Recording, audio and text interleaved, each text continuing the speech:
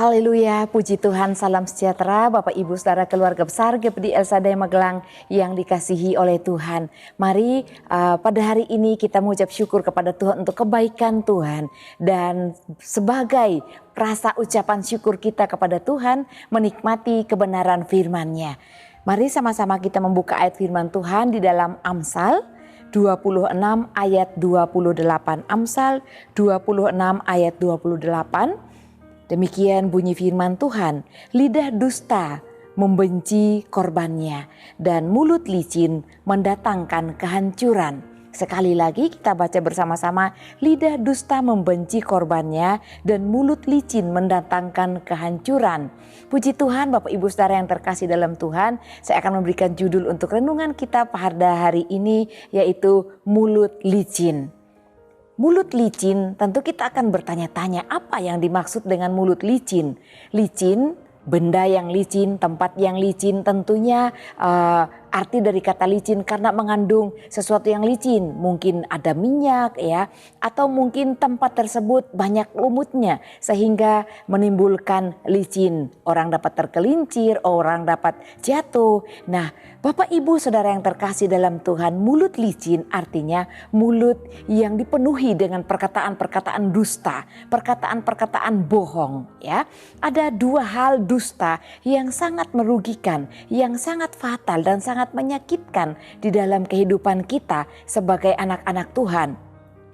Ada dua hal tentang perkataan dusta, yaitu mulut licin, mulut yang gampang sekali berkata-kata tentang perkataan dusta, berbohong, menyakiti orang lain dengan perkataan-perkataan licik yang dikeluarkan dari mulut seseorang. Yang pertama yaitu dusta memfitnah, yaitu mulut licin, perkataan-perkataan yang dikeluarkan sebagai fitnahan kepada orang lain. Tentu fitnah itu juga perkataan bohong, perkataan yang difitnahkan, yang diperkatakan kepada orang lain dengan hal-hal yang adalah bohong, yang belum tentu terjadi. Namanya fitnah, tentu hal yang tidak benar yang diucapkan. Bapak Ibu Saudara yang terkasih dalam Tuhan, mulut licin yaitu dusta memfitnah. Seseorang yang melakukan hal ini melakukannya dengan terang-terangan ya, membenci orang yang menjadi korbannya. Firman Tuhan katakan, orang yang melakukan lidah dusta ya, lidah memfitnah, mereka melakukan secara terang-terangan dan tentunya juga membenci orang yang difitnahnya. Orang tidak mungkin kalau tidak ada unsur kebencian, marah, emosi kepada sesamanya lalu memfitnahnya tanpa alasan. Itu tentu tidak mungkin. Tentunya seseorang memfitnah orang lain karena rasa benci kepada orang yang difitnahnya.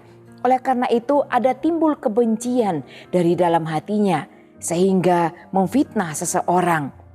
Lidah dusta juga dikatakan bahwa sangat merugikan diri kita yang memperkatakan perkataan dusta itu ya, mulut licin, gampang memperkatakan kata-kata fitnahan kepada orang lain, menceritakan kata-kata yang tidak benar tentang orang lain kepada sesama kita, ataupun membicarakan secara langsung, mengata-ngatai orang lain dengan perkataan-perkataan yang belum tentu itu benar bagi dirinya, atau mempermalukan, mengejek, mengolok orang lain dengan kata-kata ejekan yang sebenarnya tidak patut kita perkatakan kepada sesama kita.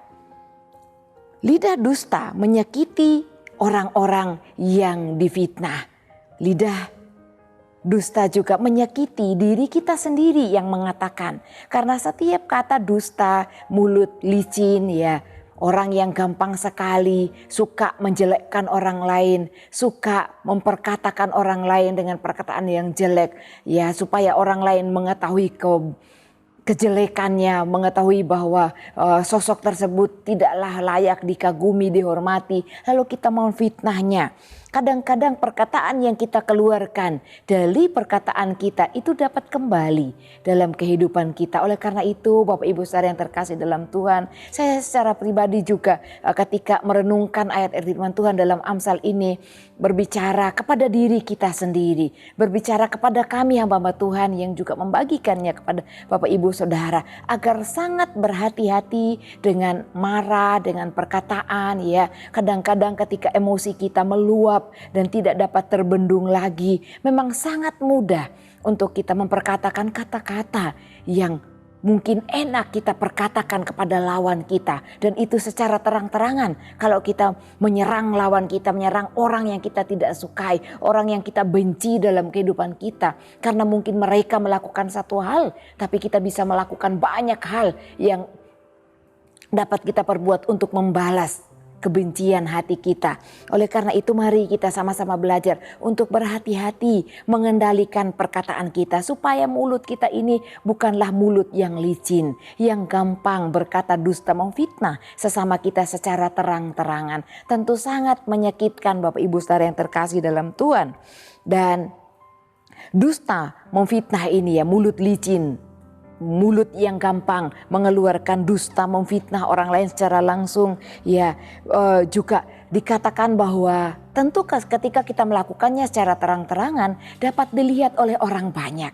Nah, Bapak Ibu Saudara yang terkasih dalam Tuhan, ketika kita kata-kata yang tidak pantas, lalu disaksikan oleh orang lain, oleh orang banyak di sekitar kita, tentu nama baik kita sudah tercemar, nama baik kita juga jatuh.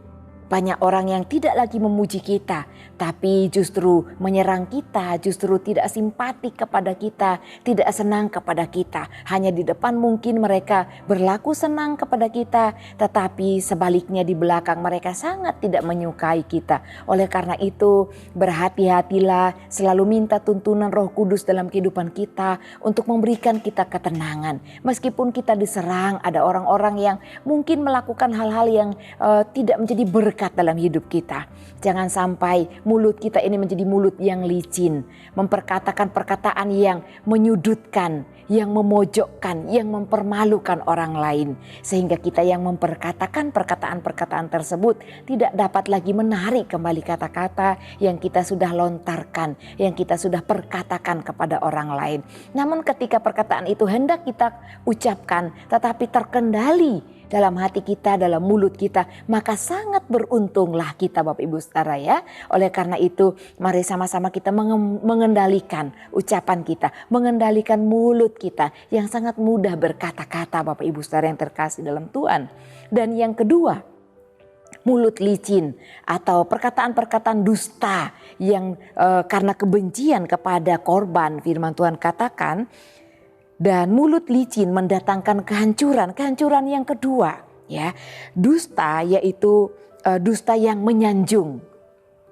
Mulut licin yang memperkatakan kata-kata dusta, kata-kata fitnahan sebagai sanjungan. Bapak Ibu Saudara yang terkasih dalam Tuhan, ini sangat mudah untuk kita tidak mengerti. Kadang-kadang mungkin ketika kita baru bergabung dengan kelompok yang memang suka menjatuhkan orang lain atau mungkin menyinggung kesalahan orang lain, tetapi dengan lelucon, dengan cara yang baik-baik, sangat tidak mudah untuk kita mengerti.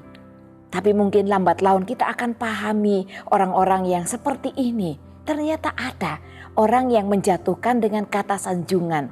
Kemarin kita belajar tentang pujian. Pujian itu tidak selamanya apa yang diperkatakan oleh mulut seseorang adalah pujian yang menyenangkan. Tapi ada pujian yang menjatuhkan. Sama halnya dengan mulut licin.